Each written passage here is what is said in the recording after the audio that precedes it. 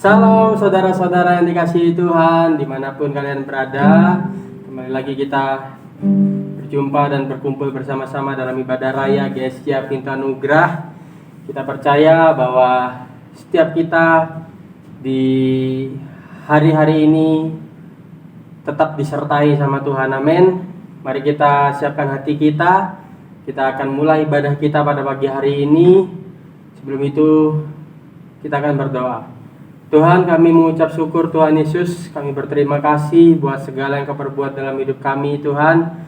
Terima kasih buat penyertaan-Mu, pertolongan-Mu yang begitu besar buat setiap kami Tuhan Yesus. Terima kasih Tuhan, hari ini kami boleh berkumpul kembali dalam ibadah raya GSJ Pintu Anugerah. Meskipun lewat online Tuhan, tapi kami percaya Kuasa-Mu tidak dibatasi oleh ruang dan waktu Tuhan. Dan kami boleh merasakan bersama-sama hadirat-Mu di rumah kami masing-masing Tuhan. Kami saling terkoneksi oleh koneksi yang berasal dari Allah. Tuhan, terima kasih Tuhan, Kau berkati, Kau kuduskan, sucikan ibadah kami dari awal hingga berakhirnya, sehingga Engkau saja yang berdaulat penuh atas ibadah kami Tuhan. Kau kuduskan setiap alat yang kami pakai, sehingga jaringan-jaringan yang kami pakai juga Tuhan, sehingga kami dapat fokus dan lancar dalam beribadah pada pagi hari ini Tuhan Yesus. Terima kasih Tuhan, haleluya, amin. Haleluya Yesus.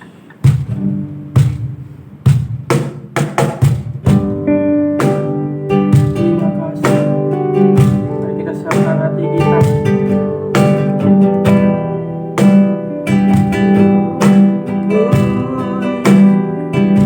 Datangnya Roh Kudus.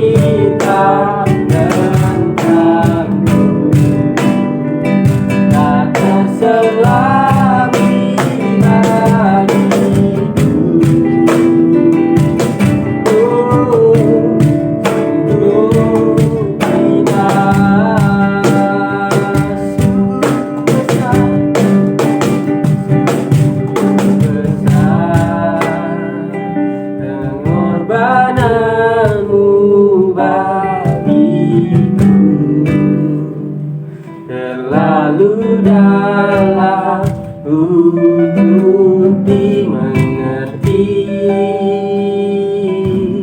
sungguh besar,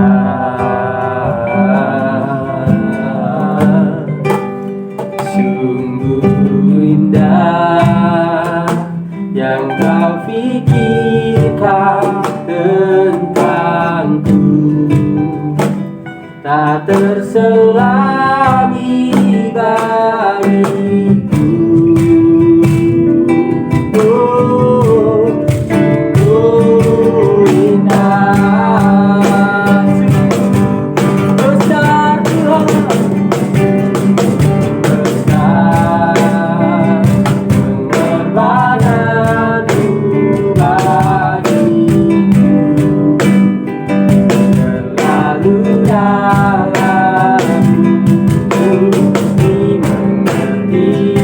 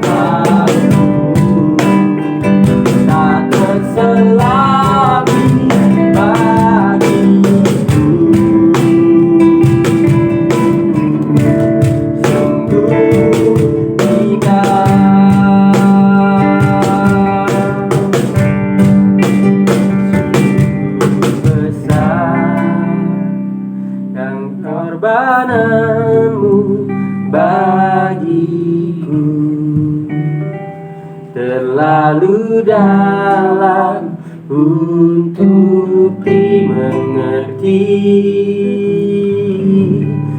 Sungguh besar, sungguh indah yang kau pikirkan tentangku, tak terselami bagiku. Sungguh indah, sungguh indah, sungguh indah. Berikan sorak-sorak yang terbaik buat Tuhan. Haleluya, haleluya, haleluya. Sungguh Engkau yang terindah buat kami Tuhan, Engkau yang terbesar buat kami. Kasih-Mu tidak ada yang bisa menandinginya Tuhan. Kami mau lebih lagi memuji menyembah Engkau Tuhan, sebab Engkau Allah yang ajaib, Allah yang perkasa, yang layak ditinggikan dan diagungkan. Haleluya, amin. Terima kasih. Kita percaya bahwa Tuhan kita adalah Tuhan yang ajaib. Amin. Tidak ada satu hal pun yang tidak bisa Dia kerjakan bagi hidup kita. Haleluya. Kita naikkan pujian ini. Ajaib Kau Tuhan.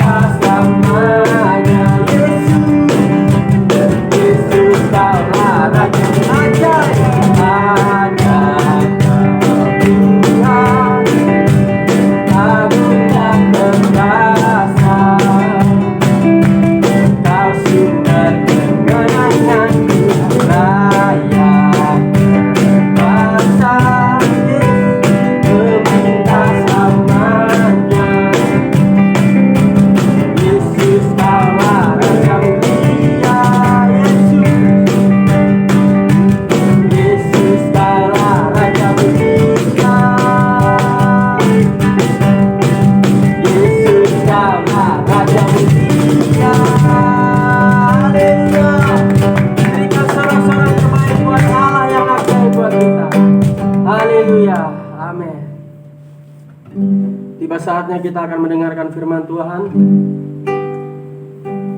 Mari kita siapkan hati kita. Mari kita siapkan tanah hati kita yang paling subur, sehingga siap untuk ditanami oleh benih-benih firman Tuhan.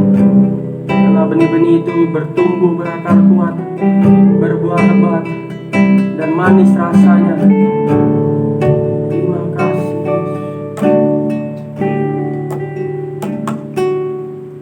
Ku cari wajah-Mu, penuhkan kasih-Mu. Kau bukan Tuhan yang jauh dariku.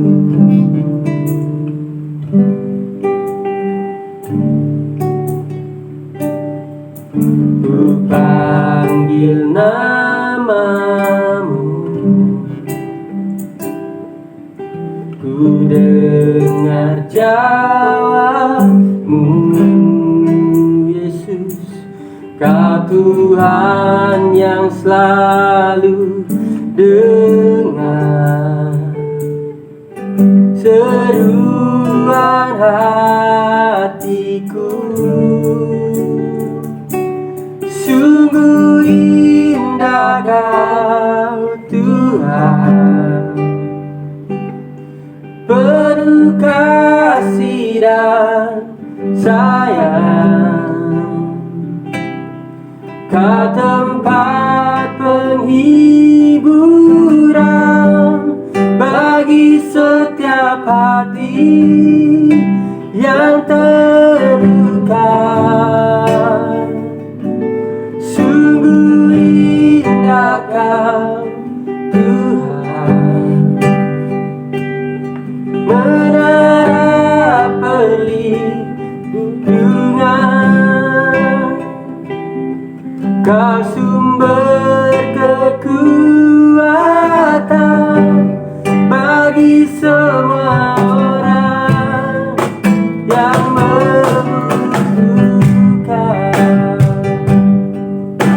Kita pujian di dalam. Ku cari wajah-Mu,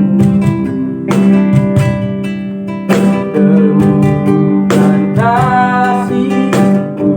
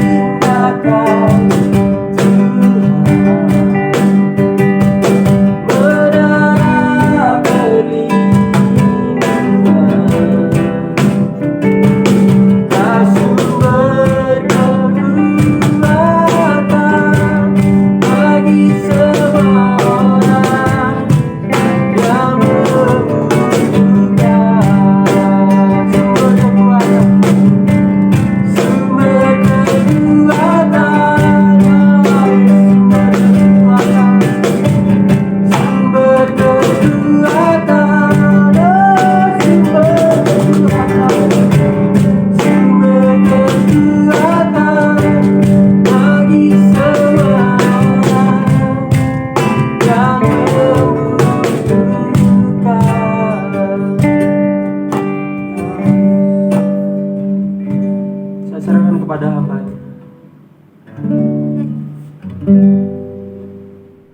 Saya ajak untuk kita semua berdoa untuk kebenaran firman Tuhan. Hati kami limpah dengan ucapan syukur Tuhan, bahwasanya kasih setia Tuhan tidak pernah berhenti dan tidak ada habis-habisnya dalam kehidupan kami.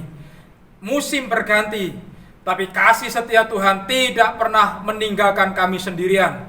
Itu sebabnya hari ini kami berlimpah ucapan syukur kepada Engkau, bahwa perbuatanmu yang ajaib itulah yang menghidupkan kami, yang membuat kami bergairah untuk menjalani setiap proses kehidupan bersama-sama dengan Engkau. Hari ini kami ingin menikmati sabda firman Tuhan. Tuhan, urapi kami semua dengan urapan Roh Kudus. Turunlah belas kasih Allah dalam kehidupan kami, dan turunlah urapan Allah atas kehidupan kami semua, sehingga kami diberkati, kami diurapi, kami diberikan pemahaman yang baru, pengilhaman yang baru, untuk kami menjadi manusia-manusia Kristen yang lahir secara rohani, dan bertambah-tambah besar kerohanian kami di dalam Engkau. Terima kasih Bapa di sorga. Terima kasih, kami sambut, kami terima sabda firman Tuhan hari ini dalam nama anakmu yang kudus, Tuhan Yesus Kristus. Haleluya. Amin, amin, amin. Shalom. Saudaraku yang saya kasih dalam kasih Kristus, senang sekali saya, Pendeta Felix Purnomo, bisa kembali menyapa saudaraku melalui media ini. Tuhan beserta dengan kita, Tuhan memberkati, bahkan Tuhan melimpahkan kita dengan segala yang terbaik yang Ia miliki dalam kerajaannya yang kekal. Saudaraku yang saya kasihi dalam kasih Kristus, seringkali kita sebagai manusia, kita menyepelekan hal-hal kecil yang ada dalam kehidupan kita. Seringkali kita menganggap bahwa perkara-perkara yang kecil itu adalah hal yang remeh-temeh, yang tidak akan berpengaruh besar kepada kehidupan kita di kemudian hari atau di kelak hari. Kita cenderung untuk menganggap bahwa hal-hal besarlah yang akan menentukan keberhasilan kita. Tidak, saudara. Alkitab mengajarkan kepada kita, tidak berarti ketika hal-hal besar itu terjadi dalam kehidupan kita, maka hal-hal besar pula yang akan kita alami. Tidak, saudara. Seringkali Alkitab mengingatkan kepada kita, justru dari hal-hal kecil akan menghasilkan dampak atau akibat yang jauh lebih besar dalam kehidupan kita. Nah, hari ini saudara, berbicara tentang hal-hal kecil, hal-hal besar, saya ingin menyampaikan satu kebenaran firman Tuhan yang saya beri judul pembiaran kecil yang menjadi besar. Pembiaran kecil yang menjadi besar. Buka Alkitab kita, saudara, dalam kitab 2 Samuel. Kitab 2 Samuel pasal yang ke-11, cerita yang sangat populer, cerita yang sangat-sangat indah untuk kita nikmati hari ini. 2 Samuel pasal yang ke-11. Kalau dari judul perikopnya, saudara pasti sudah tahu ceritanya sebagian besar dari kita. Daud dan Batseba. Saya tidak akan mengajak saudara untuk membaca bagian yang panjang ini, tetapi saya akan membaca bagi kita semua, mulai ayat yang ke-6 saja. Lalu Daud menyuruh orang kepada Yoab, mengatakan, suruhlah Uria, orang Het itu datang kepadaku. Maka Yoab menyuruh Uria menghadap Daud. Saudara, ini adalah satu cuplikan percakapan dari satu peristiwa yang panjang, yang akhirnya kita ketahui hal yang sebetulnya sangat sepele dilakukan oleh Daud, kemudian justru berimbas menjadi perkara yang besar di kemudian hari dalam pemerintahan Daud. Saudara, peristiwa ini seperti snowball effect, seperti efek bola salju. Pernahkah kita mendengar tentang efek bola salju ini? Efek bola salju ini adalah satu proses yang dimulai dengan sesuatu yang tampaknya sangat kecil, nggak ada nilainya lah, atau nggak ada sesuatu yang penting lah. Sesuatu yang kecil dimulai dari sesuatu yang kecil, tetapi kemudian sesuatu yang kecil, sesuatu yang tidak penting ini kemudian bergulir dengan sendirinya menjadi sesuatu yang jauh lebih besar secara ukuran seiring dengan berjalannya waktu, saudara. Nah, snowball effect ini atau efek bola salju ini berasal dari konsep bola salju yang menggelinding menuruni bukit. Secara teori, efek itu mengambil bentuk dan kemudian momentum. Perhatikan ini, saudara. Bola salju yang kecil itu, saudara, mengambil bentuk dan momentum yang semakin lama ia menggelinding, justru semakin membuat gulungan atau bola-bola itu menjadi besar, saudara. Setelah beberapa saat menjadi bola yang sangat besar dan sangat sulit untuk dihentikan. Konsep ini dapat diterapkan kepada banyak hal, tetapi juga berlaku dalam kehidupan spiritual seseorang. Daud sendiri pernah mengalami peristiwa ini. Ayat 1 mengatakan bahwa ketika para raja-raja biasanya maju berperang, Yoab, panglima Raja Daud, maju bersama dengan pasukannya untuk memerangi orang-orang Amon. Ayat 1 itu, sudah.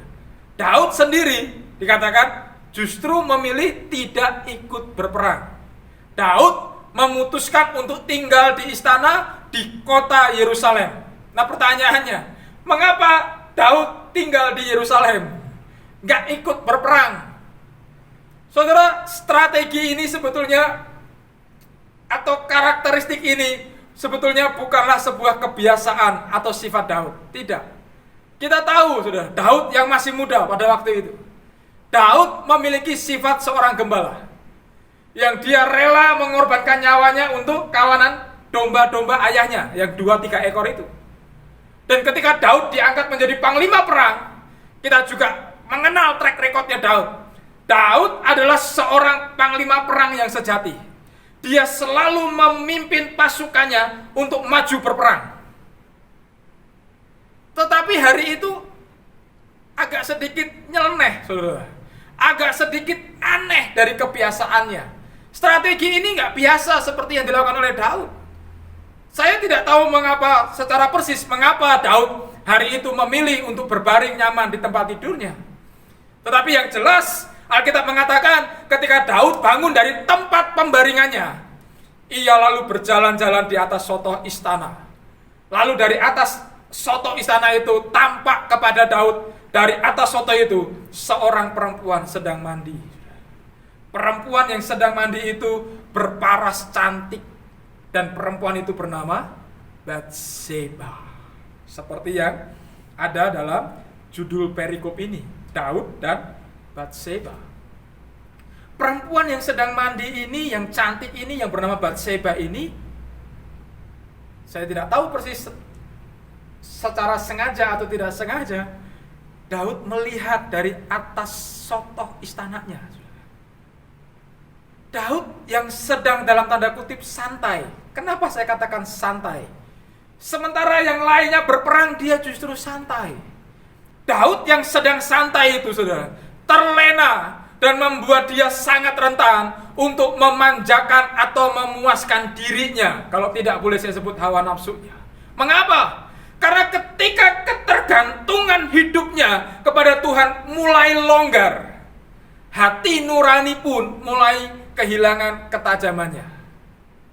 Dan di mana firman Tuhan sudah tidak lagi terdengar, maka selanjutnya langkah salah yang akan datang dan menaklukkan orang tersebut. Daud mengalami peristiwa seperti itu, saudara. Ketika yang lainnya itu berperang, dia justru berleha-leha, santai di atas sotoh istananya. Dia mengizinkan kedagingannya mendominasi hidupnya. Sehingga ketika kedagingan itu mendominasi hidupnya, dia mulai longgar bergantung kepada Tuhan. Yang biasanya dia maju berperang, tanda dia bergantung kepada Tuhan memberkati dia. Dan sebagai langkah imannya dia maju berperang, mengalahkan musuh-musuhnya oleh karena pertolongan Tuhan. Hari itu dia memilih untuk tidak maju berperang. Dia memilih berleha-leha. Dan berleha-leha dalam konteks peristiwa yang dialami oleh Daud adalah satu sifat yang menunjukkan bahwa Daud mulai longgar menggantungkan hidupnya kepada Tuhan. Hati nuraninya mulai kehilangan ketajaman oleh karena dia tidak lagi mendengar firman Tuhan pada waktu itu. Sehingga ketika dia jatuh, dia membuahi kejatuhan rohaninya itu. Dengan cara apa, saudara? Dia menyuruh orang suruhannya itu untuk memanggil Batseba dan tidur dengan Batseba. Saudara, dosa Daud sepertinya akan tertutup jika saja Batseba tidak hamil. Tetapi nyatanya Batseba hamil. Dan ini sebetulnya menjadi satu peringatan yang sudah Tuhan berikan kepada Daud. Namun kehamilan Batseba ini tidak juga membuat Daud mengakui perbuatannya. Dan Daud tidak memohon ampun kepada Tuhan atas setiap kesalahannya itu. Justru yang Daud lakukan adalah Daud malah memanggil Uria, berpura-pura mau menanyakan keadaan perang yang sebenarnya Daud sendiri tidak terlalu mempedulikan mau menang atau kalah pada waktu itu. Rencana Daud adalah membawa Uria pulang supaya Uria tidur dengan istrinya. Tetapi rencana Daud itu justru gagal. Uria nggak mau pulang, saudara. Uria tinggal di sana. Uria berkata, Tuhanku, yang lain maju berperang, maka aku maju berperang. Yang lainnya siaga perang, aku siaga berperang. Yang lainnya tinggal di sana, aku juga tinggal di istana. Kecil bagi Daud. Ditambahin lagi, bergulir. Selanjutnya, Daud masuk ke dalam rencana yang lebih kejam lagi. Apa itu? Daud berencana untuk menempatkan Uria di barisan depan medan pertempuran. Tujuannya apa? Satu, hanya untuk membuat Uria mati terbunuh di medan perang. Saudara, saya katakan inilah kejatuhan Daud. Bermula dari keadaan terbuai karena keamanan, karena kekuatan militer yang dia miliki. Kemudian bergulir dengan mencari kepuasan bagi dirinya sendiri. Kemudian berlanjut dengan merancangkan pembunuhan dari salah satu prajurit terbaiknya. Inilah kejatuhan Daud. Tidak bisa kita bayangkan seorang Daud sanggup melakukan hal-hal seperti itu. Dan tanpa disadari, pada peristiwa demi peristiwa yang Daud lakukan pada waktu itu, tanpa disadari sekali lagi, Daud sudah begitu jauh dari hadapan Tuhan. Inilah yang menjadi pesan Tuhan bagi kita hari ini. Seringkali orang percaya menyepelekan hal-hal yang semula dianggapnya kecil. Pelanggaran-pelanggaran yang kecil, ketidaktaatan yang kecil, kekecewaan yang kecil, dan berbagai hal lainnya yang dianggap kecil dan tidak berarti dalam pertumbuhan kerohaniannya. Namun ternyata hal kecil yang mungkin masih berada di fase awal tersebut, saudara, apabila diselesaikan dengan baik, maka dia tidak akan mendatangkan sesuatu malapetaka yang besar sebetulnya. Tetapi ketika sesuatu yang kecil itu, apabila tidak diselesaikan dengan baik, dengan cara datang kepada Tuhan, memohon kekuatan dan pengampunan kepada Tuhan, maka seiring dengan bergulirnya waktu tanpa disadari juga oleh kita, maka hal itu akan menjadi semakin besar, semakin besar. Inilah yang saya sebut gambaran efek bola salju. Efek bola salju telah mengajarkan bahwa gulungan bola salju yang kecil, yang ketika hal itu dibiarkan menggelinding, akan terus berputar semakin besar, semakin cepat, hingga akhirnya sulit untuk dibendung. Beberapa hal yang kita bisa pelajari, yang bisa kita pahami berkaitan dengan pesan firman Tuhan hari ini, di antaranya adalah yang pertama kita belajar untuk tidak enggan bergerak maju. Atau dalam kata lain kita boleh mengatakan bahwa kita belajar untuk mengerti waktu yang terbaik. Kapan waktu yang terbaik yang Tuhan berikan kepada kita? Kita mau belajar memaksimalkannya. 2 Samuel pasal 11 ayat yang pertama, saudara. Pada pergantian tahun, pada waktu raja-raja biasanya maju berperang, maka Daud menyuruh Yoab maju beserta dengan orang-orangnya dan seluruh orang Israel. Mereka memusnahkan Bani Amon dan mengepung kota Raba sedang Daud sendiri tinggal di Yerusalem. Apakah yang dimaksud dengan masa pergantian tahun pada waktu raja-raja biasanya maju berperang? Saudara, hal ini adalah satu musim yang rutin secara tertentu untuk para pemimpin, para raja itu maju berperang. Tidak. Sebenarnya ini sedang menunjuk waktu musim semi di mana cuaca sedang dalam keadaan baik. Pasukan apapun yang ingin bergerak maju pastinya tidak akan terhambat oleh hujan, salju, ataupun panas. Tidak. Pada waktu itulah, pada musim semi inilah, para pasukan bisa bergerak dengan lebih baik. Sebetulnya ini sedang berbicara tentang sebuah kesempatan yang baik, saudara. Masalah pertama yang dihadapi Daud adalah dia terlalu enggan untuk bergerak pada saat ia seharusnya bergerak. Ia ingin memanjakan dirinya saat dimana orang lain memaksimalkan potensi dan kesempatan yang baik yang datang pada waktu itu. Daud justru memanjakan dirinya. Hampir di setiap budaya dunia setuju bahwa kemalasan atau keengganan bukanlah hal yang baik dalam kehidupan manusia. Betul kan, saudara? Keengganan itu menyebabkan segala macam masalah. Pertama-tama, memang harus jelas dahulu tentang kemalasan yang dimaksud. Tidur atau istirahat bukanlah kemalasan, saudara. Karena tubuh kita memang membutuhkan istirahat. Istirahat adalah sesuatu yang vital bagi kesehatan kita. Istirahat saat kita sakit juga bukanlah sebuah kemalasan. Kemalasan yang dimaksud adalah keadaan di mana kerohanian seorang yang percaya sudah tidak lagi ditempati oleh hal-hal yang menyukakan hati Tuhan. Itu kemalasan. Kemalasan dalam pengertian Alkitabiah adalah keadaan di mana orang percaya mulai menjadi kendor imannya.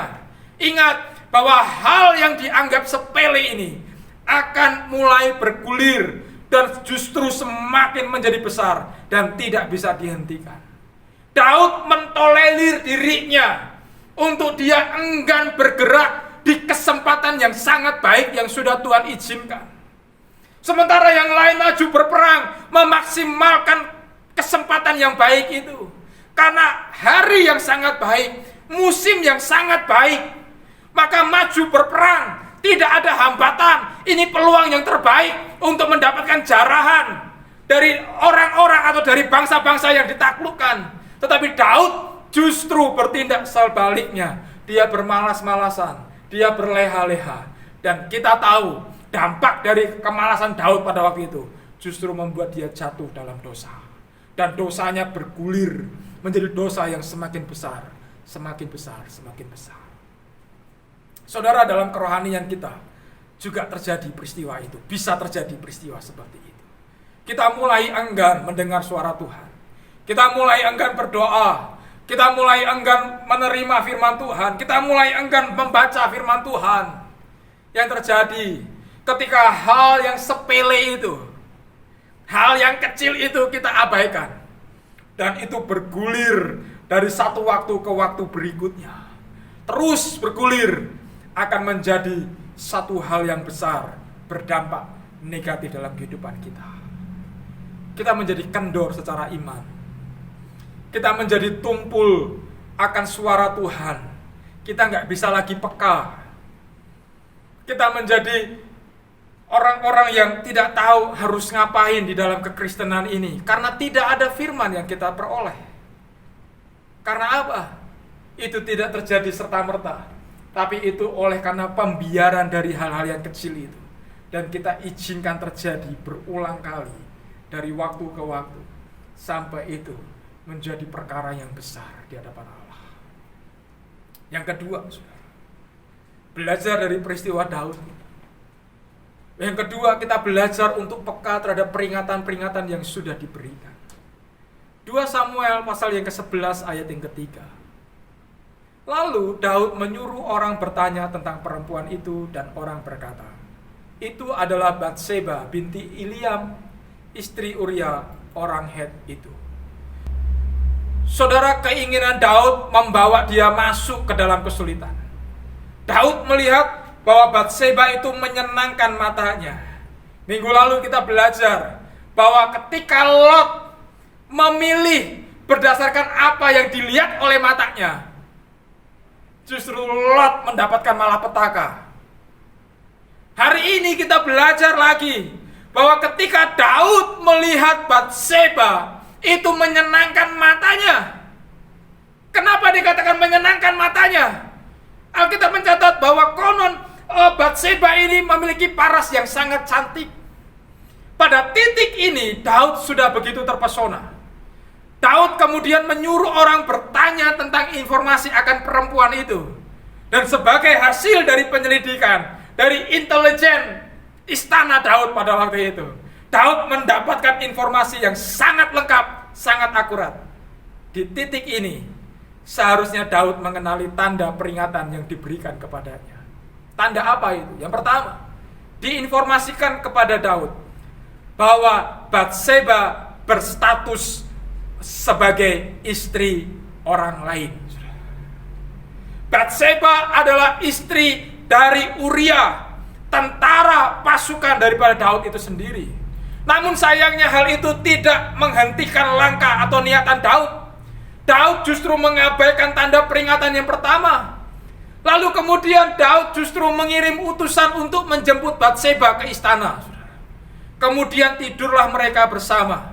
Dan keinginan Daud telah membawanya semakin dalam, jatuh ke dalam dosa. Dan pada waktu berjalan, sampai kepada akhirnya diketahui bahwa Batseba telah mengandung, seharusnya Daud semakin menyadari bahwa perbuatannya sudah menyimpang begitu jauh dari jalannya Tuhan. Mengandungnya Batseba telah merupakan peringatan selanjutnya bagi Daud sebetulnya. Jikalau di titik ini Daud mau menyesali setiap kesalahannya, setidaknya masih ada langkah penyelesaian yang bisa dilakukan. Namun sekali lagi, snowball effect, efek bola salju yang sedang terus menggelinding, semakin sulit untuk dihentikan dan membuat Daud justru masuk lebih dalam kepada kesalahan yang lebih besar lagi. Yaitu apa, saudara? Menghabisi nyawa orang tidak bersalah kepada Daud. Dan itu membuat Allah murka kepada Daud. Allah menegur Daud melalui Nabi Nathan. Mari jemaat Tuhan yang saya kasihi, seperti seseorang yang sedang melakukan perjalanan ke arah tertentu, baik menuju atau menjauh dari hal-hal spiritual, kita akan menciptakan momentum yang akan sulit dihentikan, seperti efek bola salju ini. Jika kita berhasil patuh pada sebuah instruksi dari kebenaran firman Tuhan, maka kita akan menemukan bahwa ketaatan kita akan menuntun kita kepada hal-hal yang lebih baik. Namun, hal sebaliknya, untuk kita tidak taat kepada salah satu petunjuk firman, maka akan lebih sulit bagi kita untuk mematuhi petunjuk-petunjuk lainnya yang ada dalam firman Tuhan. Itu sebabnya ketika hari ini, atau mungkin pada masa sekarang, kita sudah menemukan diri kita di tempat yang tidak layak, di tempat di mana kita sedang melakukan pemberontakan kepada Allah, di tempat di mana bahkan perintah yang paling mudah pun kita tidak bisa lakukan. Jangan izinkan efek bola salju itu menggelinding dalam hidup. Mari segera berhenti, meminta pengampunan kepada Tuhan, dan izinkan pengampunannya itulah yang akan menghentikan bola salju berhenti, tidak sampai besar dalam kehidupan kita. Seperti Daud. Daud gagal menuntaskan apa yang seharusnya Tuhan sudah rencanakan dalam hidupnya. Oleh karena apa? Dia izinkan bola salju, dosa bola salju itu menggelinding makin hari makin besar dalam hidupnya. Sekalipun Daud akhirnya meminta pengampunan kepada Tuhan, tetapi justru rencana Tuhan menghentikan Daud, dan kemudian Daud digantikan oleh Salomo anaknya, dan melalui Salomo inilah rencana Tuhan atas Daud digenapi. Saudara, bukankah kita punya kerinduan untuk kita menuntaskan setiap apapun yang Tuhan percayakan kepada kita? Kita kerjakan sampai selesai, sampai tuntas. Itu sebabnya jangan izinkan perkara-perkara kecil yang menyebabkan kita jatuh dalam dosa justru membuat kita terlena dan kita membiarkan perkara-perkara kecil itu menjadi perkara yang besar. Karena kita biarkan begitu lama. Kita biarkan menggelinding begitu lama. Dan itu tidak bisa kita hentikan. Dan kiranya melalui pemberitaan firman Tuhan pagi hari ini, kita sama-sama bisa belajar dari peristiwa kesalahan yang dilakukan oleh Daud. Kita belajar untuk kita tidak berkompromi kepada hal-hal yang kecil. Saudara, Tuhan kita tidak mengenal dosa besar, dosa kecil. Dosa adalah dosa. Kecil atau besar, sengaja atau tidak sengaja, tidak. Tetapi dosa adalah dosa. Kalau itu dibiarkan, sesuatu yang kecil itu akan melahirkan sesuatu yang besar. Dan kita akan jauh dari yang namanya perkenanan kepada Tuhan. Mari berdoa, tundukkan kepala. Firman-Mu Tuhan menegur kami, mengingatkan kami bahwa kami harus senantiasa memperhatikan hal-hal kecil dalam kehidupan kami, dalam peristiwa-peristiwa yang terjadi di sekeliling kami. Sehingga hal-hal kecil itu tidak akan mempengaruhi keselamatan kami, tidak akan mempengaruhi perkenanan Tuhan atas hidup kami. Hal-hal kecil itu Tuhan biarlah kami ketahui sedari dini, untuk kami bisa tanggulangi bersama-sama dengan Tuhan. Untuk kami bisa meminta pertolongan Tuhan, supaya kami terlepas dari perkara-perkara sepele yang dunia sajikan pada hari-hari ini. Tapi biarlah Tuhan senantiasa berikan kepada kami kesetiaan untuk kami mendengar firman Tuhan, kesetiaan untuk kami membaca firman Tuhan, kesetiaan untuk kami bergantung kepada Engkau ya Tuhan. Sehingga hidup kami lemah, tetapi rohani kami dikuatkan oleh Engkau. Sehingga kerohanian inilah yang akan menyelamatkan kami masuk dalam perkenanan yang ilahi. Terima kasih Tuhan untuk kebenaran firman Allah. Tuhan urapi kami semua, berikan kepada kami kemampuan, oleh karena Roh Kudus menuntun kami, membimbing kami, mengerjakan banyak hal, yang kecil sampai yang besar, untuk kami maju, bergerak di dalam pertumbuhan kerohanian kami kepada Kristus. Terima kasih Tuhan untuk hari ini. Terima kasih untuk ibadah ini. Terima kasih untuk firman Tuhan yang sudah kami dengar. Dan izinkan kami di akhir ibadah, untuk kami menerima berkat-berkat yang sudah Tuhan sediakan dalam hidup kami. Saudaraku, angkatlah kedua tanganmu, arahkan hatimu kepada Tuhan. Jikalau engkau baik-baik mendengarkan kebenaran firman Tuhan, engkau tekun, engkau setia mengerjakan setiap kebenaran firman Tuhan, maka Allah dengan kasih kemurahannya akan memberkati engkau berlipat kali ganda dalam segala segi kehidupanmu. Diberkatilah engkau dengan segala yang terbaik yang Tuhan miliki. Berkat ini engkau terima, engkau bawa pulang bersama-sama dengan berkat damai sejahtera daripada Allah Bapa, kasih sayang daripada Yesus Kristus, penyertaan penghiburan daripada Roh Kudus menyertai kita sekaliannya, mulai hari ini sampai selama-lamanya. Haleluya. Amin. Amin. Selamat berjuang melawan hal-hal kecil yang menjatuhkan kita. Tuhan Yesus memberkati aktivitas kita. Amin.